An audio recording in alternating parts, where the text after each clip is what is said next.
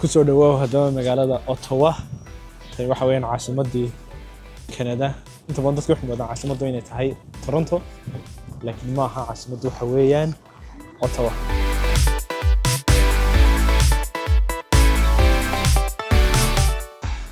caasimadda waxa ku nool 1 milyan iyo badh qof haatan waxaan joognaa downtown-kii magaalada Ottawa halka ay naga dambeysay waxa weeyaan Parliament Hill-kii ayaa naga dambeeya fadhawaan tagi doona Parliament Hill-kii laakiin saad u arkaysaan baraf da'aya maanta waa maalin dhaxana so iloobi mayno gloves-kaygu ma ka tagay laakiin sida kale koodhkayga waxay go'an waan xidhanahay diyaarna waan u ahay dhaxantaas ina mar haddaba magaalada dhex marnay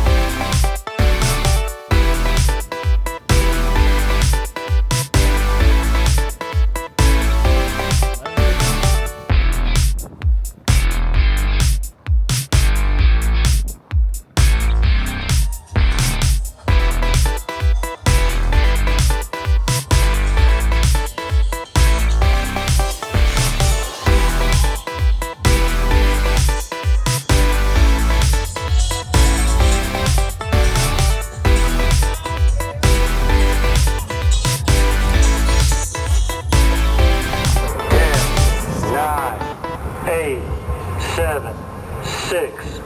5, 4, 3, 2, 1.